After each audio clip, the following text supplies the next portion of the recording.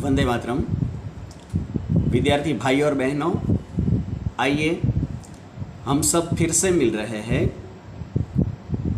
इकाई 9वीं के दूसरे भाग में।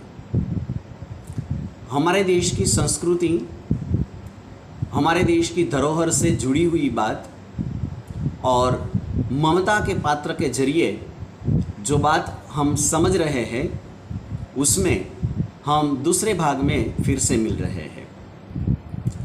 अंत में जो बात हमने समझी थी वो बात कि ममता की झोंपड़ी में कोई व्यक्ति आता है।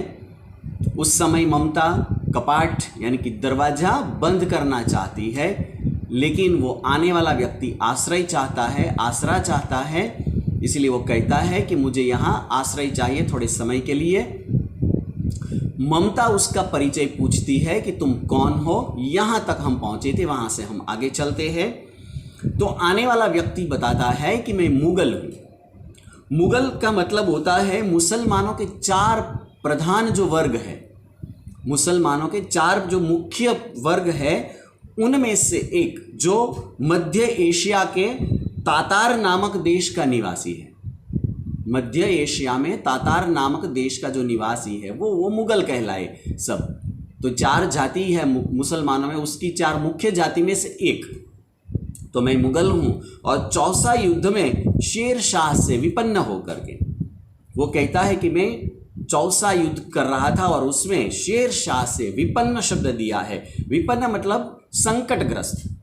मैं शेर शाह से संकट में आ गया हूँ और मैं रक्षा चाहता हूँ, मतलब बचाव चाहता हूँ, रक्षण चाहता हूँ। इस रात अब आगे चलने में असमर्थ हूँ, मतलब मुझ में अब ताकत नहीं है, अशक्त हूँ, दुर्बल हो गया हूँ, अयोग्य हूँ, मैं नहीं चल सकता, आगे चलने में मैं असमर्थ हूँ। तो ममता कहती क्या शेर शाह से? जैसे ही शेर शाह का नाम सुना तो स्त्री ने अपने ओठ, मतलब ममता ही है वो शायद, और उन्होंने अपने ओठ काट लिए, मतलब क्रोध व्यक्त करती है, गुस्सा करती है। हाँ माता, आने वाला कहता है कि हाँ, शेर शाह से मैं विपन्न होकर के, शेर शाह से आपत्ति में पड़ के मैं यहाँ पर आया हूँ। परंतु तुम भी वैसे ही क्रूर दिखाई देते हो, निर्दय, निष्ठुर। वो स्त्री, वो औरत कहती है कि तुम भी उसी की तरह, हाँ, बिल्कुल निष्ठुर दिखाई दे, शेरशाह की तरह निष्ठुर यानी कि निर्दयी दिखाई दे रहे हो। भीषण रक्त की प्यास, भयानक डरावना चेहरा है, क्योंकि वो खुद भी एक योद्धा था, वीर था, तो उसका चेहरा और दिखावा भी वैसा ही होगा। तो भयंकर तुम भी दिखाई दे रहे हो, भीषण रक्त की प्यास है। वही निष्ठुर प्रतिबिंब, निर्दयी प्रतिबिंब है तुम्हारा। तुम्हारे मुख पर भी है ये सारी जो बातें हैं, निष्ठुरता जो है, निर्दयता जो है, वो तुम्हारे मुखमंडल पर चमक रही है। मेरी कुटी में स्थान नहीं है, स्थान मतलब जगह नहीं है, मेरी कुटी मतलब कुटिया, झोंपड़ी, मेरी झोंपड़ी में तुम्हारे लिए यहाँ कोई जगह नहीं है। जाओ कहीं दूसरा आश्रय खोज लो, तुम कहीं और चले जाओ और दूसरा आश्रय मतलब ठिकाना, कोई जगह तुम आसरा खोज लो। आने वाला व्यक्ति कहता है कि गला सूख रहा है, मतलब मुझे बहुत प्यास लगी है। उसको प्यास लगी इसलिए वो कहता है कि मुझे बहुत प्यास लगी है, गला सूख रहा है। साथी सभी छूट गए हैं, उनके जो सभी साथी थे वो सब बिछड़ गए हैं, अलग हो गए हैं, छूट गए हैं। अश्व गिर गए हैं, अश्व यानी कि घोड़े जो थे वो गिर गए हैं, मतलब मर गए युद्ध करते करते।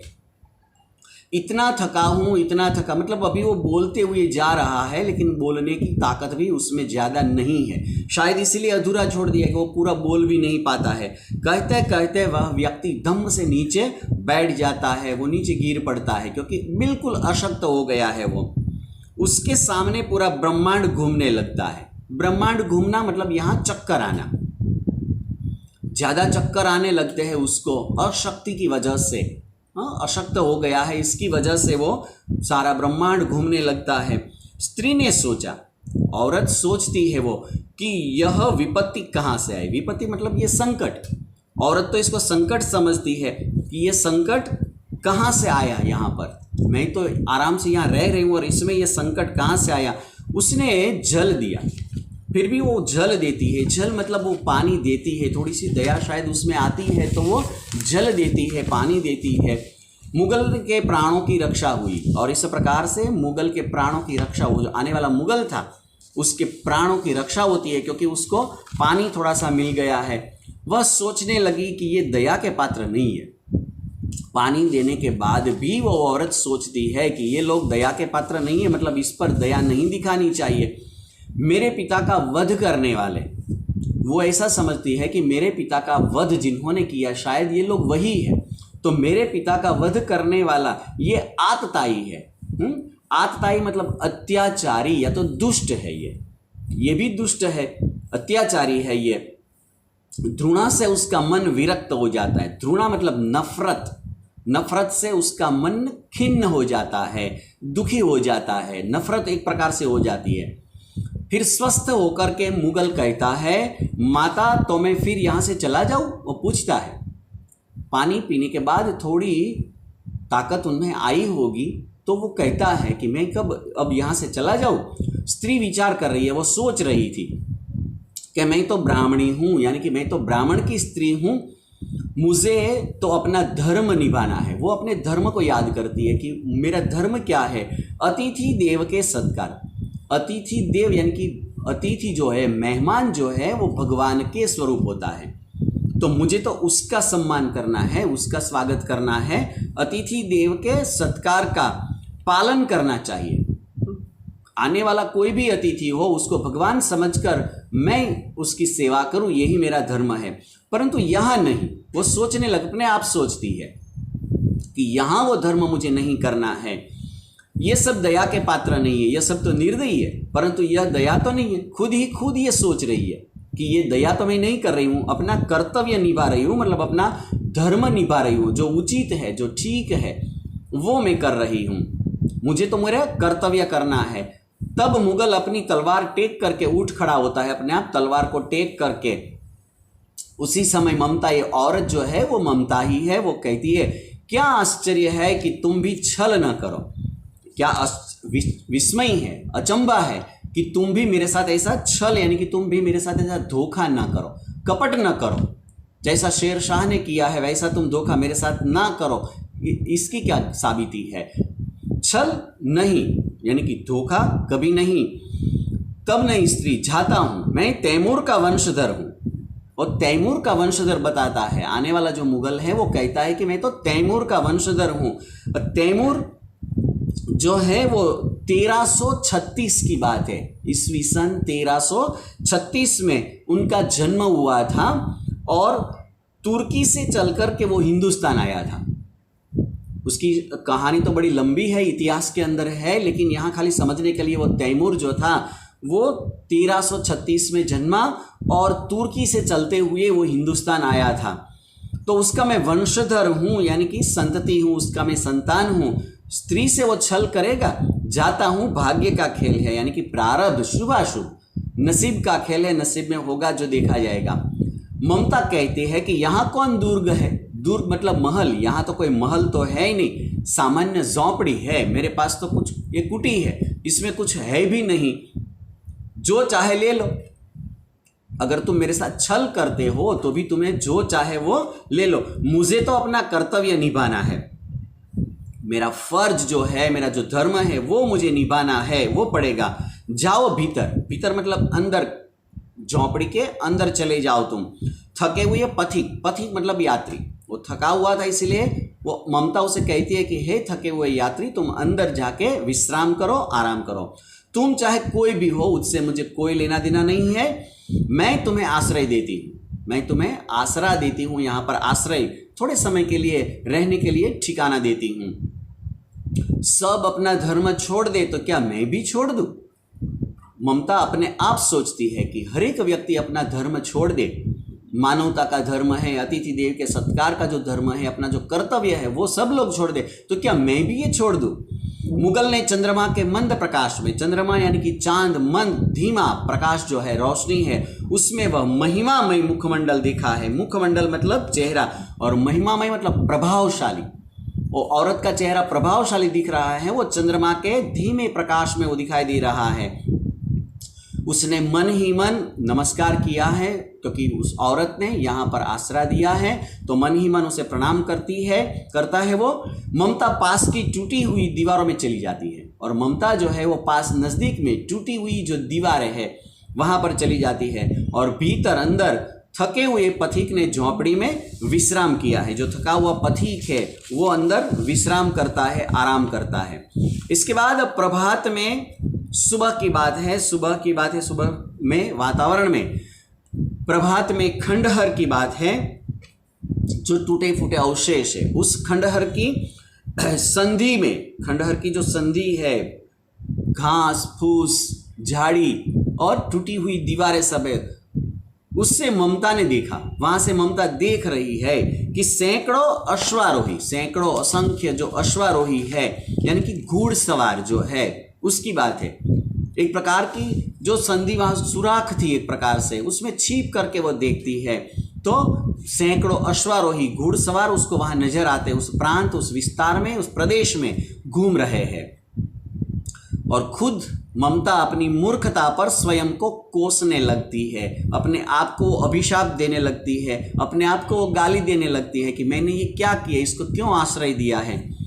एकाएक अचानक झोंपड़ी से निकलकर उस पथिक ने कहा, अचानक झोंपड़ी से वो पथिक निकलकर कहता है, मिर्जा मैं यहां हूं।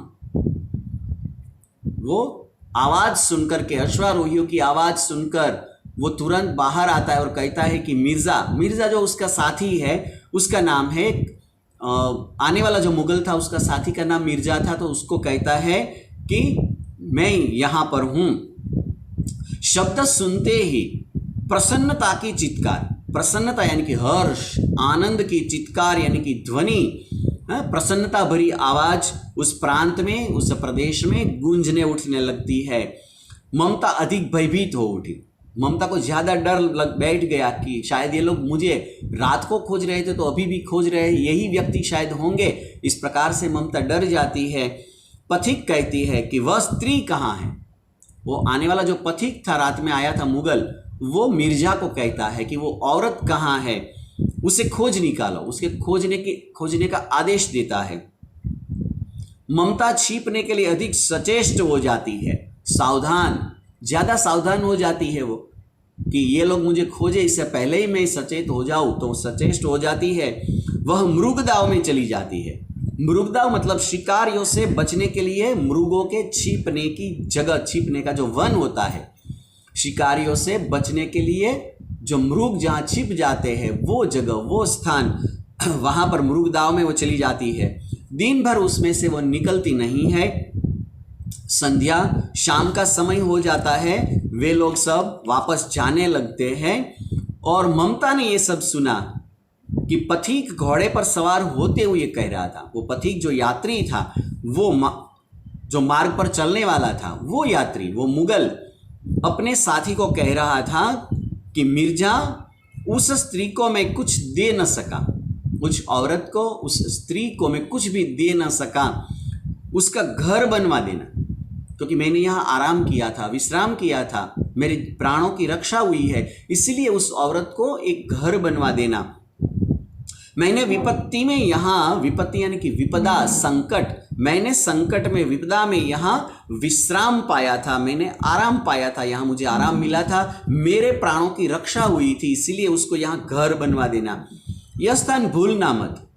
वो पथिक मिर्जा को कहता है कि यह स्थान तुम याद रखना, इस स्थान को भूलना नहीं, और यहाँ पर आकर के भविष्य में तुम ये मकान बनवा देना। इसके बाद वे सब वहां से चले जाते हैं।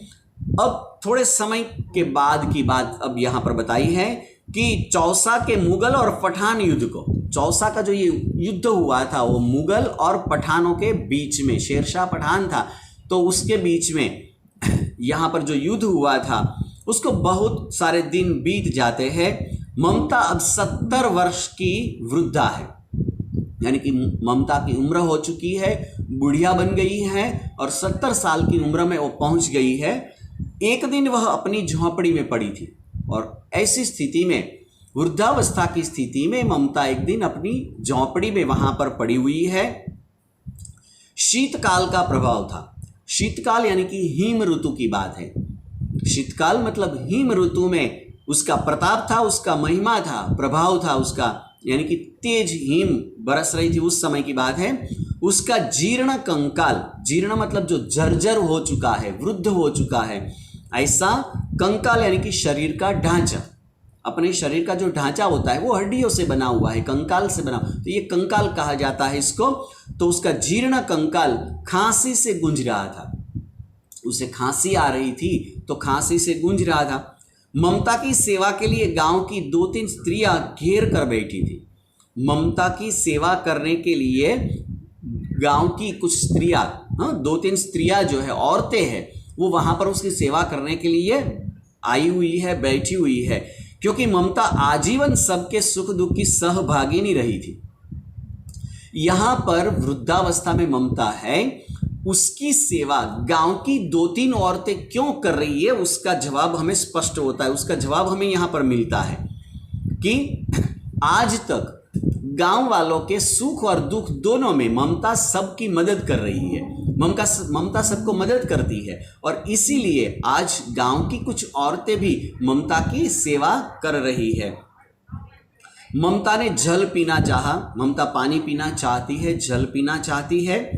एक स्त्री जो है उसको सीपी से, सीपी मतलब शंख, शंख से उसको जल पिलाती है, पानी पिलाती है। सहसा अचानक एक अश्वारोही यानी कि एक घुड़सवार वहां पर उसी झोंपड़ी के द्वार पर, द्वार मतलब दरवाजा, उसी झोंपड़ी के दरवाजे पर दिखाई पड़ता है। अचानक कोई अश्वारोही, कोई घुड़सवार वहां पर आ जाता है। वह अपनी धुन में कहने लगा, वो जो आने वाला अश्वारोही था वो अपनी मस्ती में है, अपनी धुन में है, और वो बोलता जाता है, वो कहता जाता है, मिर्जा ने जो चित्र बनाकर दिया है वह तो इसी जगह का होना चाहिए। यानी कि खुद मिर्जा शायद यहां पर नहीं आया है, खुद मिर्जा यहां पर नहीं आया है, लेकिन मिर्जा ने किसी और व्यक्ति को यहां पर भेजा है। तो वो कहता है कि मिर्जा ने जिस जगह का मुझे चित्र बनाकर दिया था वो चित्र शायद, वो जगह शायद यही है। वह बुढ़िया मर गई होगी, क्योंकि बहुत सारा समय बीत गया है, तो वह बुढ़िया भी शायद मर गई है, जिंदा नहीं है, इसीलिए यहां पर कोई दिखाई नहीं देता। अब किससे पूछूं कि एक दिन शहंशाह हुमायूं, शहंशाह यानी कि सम्राट, मैं किसको पूछूं कि एक दिन सम्राट हुमायूं किस छप्पर के नीचे बैठे थे। मैं अब किसको पूछूं कि खुद शहंशाह, खुद सम्राट किस छप्पर, किस छत के नीचे यहां पर बैठे हुए थे, ये मैं किसको पूछूं। यह घटना भी तो 47 वर्ष से ऊपर की है, मतलब 47 वर्षों के पहले की यह घटना है, 47 साल हो गए हैं इसको, तो इतना लंबा समय बीत गया है, तो अब मैं किसको पूछूं। अश्वारोही पास आता है। ममता ने रुक रुक करके उसको कहा, उस अश्वारोही को कहा ममता ने कि मैं नहीं जानती कि वह शहंशाह था, कोई सम्राट था, या तो कोई साधारण मुगल था, कोई सामान्य मुगल था, ये मैं नहीं जानती हूं। पर एक दिन इसी झोंपड़ी के नीचे वह रहा था, एक दिन इसी झोंपड़ी के नीचे वह रुका हुआ था, आया था, और यहाँ पर उन्होंने विश्राम किया था। मैंने सुना था कि वह मेरा घर बनवाने की आज्ञा दे चुका था। ममता कहती है कि मैंने ये भी सुना था, अपने कानों से सुना था, छिप करके सुना था कि वो किसी मिर्जा नाम की व्यक्ति को मेरा घर बनवाने की आज्ञा दे रहा था, कि मिर्जा इस जगह पर उस औरत को एक घर बनवा देना। भगवान ने वो सुन लिया, मतलब वो फरमान जो किया था उस सम्राट ने, उस शहंशाह जो भी था उन्होंने, उस मुगल ने घर बनवा देने की आज्ञा वो भगवान ने सुन ली है। आज मैं इसे छोड़े जाती हूँ, इस जगह को ही आज मैं छोड़कर जा रही हूँ। अब तुम इसका मकान बनाओ या तो महल, तुम अब इसका क्या करो, महल बनाओ, बड़ा प्रासाद बनाओ, या तो सामान्य घर बनाओ, इससे मुझे कोई लेना देना अब नहीं है, क्योंकि मैं अब अपनी चीर विश्राम गृह में जा रही हूँ। चीर विश्राम गृह मतलब स्वर्ग में, मैं तो अब स्वर्ग में जा रही हूँ, मतलब मेरी मौत होने वाली है अब। और इस प्रकार बुढ़िया के प्राण पखेरु उड़ जाते हैं, बुढ़िया के प्राण चले जाते हैं। पखेरु मतलब पंखी, प्राण जो है वो पंखी के अर्थ में, तो प्राण पखेरु उड़ जाते हैं। वह अश्वारोही घुड़सवार अवाक होकर के खड़ा रह जाता है, आश्चर्य में पड़ के, मौन चुप होकर के वो चकित हो जाता है और वहां चुपचाप खड़ा हो जाता है।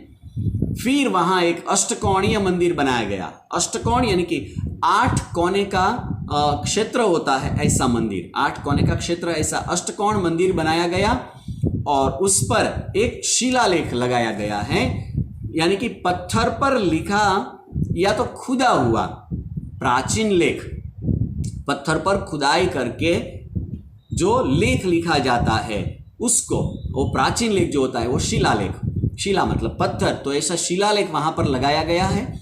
और वो शिलालेख में क्या है ये बताया है कि 7 देश के नरेश, नरेश मतलब राजा, नृप, 7 देश के नरेश हुमायूं, यानी कि वहां पर जो आकर के विश्रांति पाई थी, जिन्होंने आराम पाया था, वो कोई और नहीं लेकिन हुमायूं खुद था। हुमायूं ने एक दिन यहां पर विश्राम किया था, आराम किया था।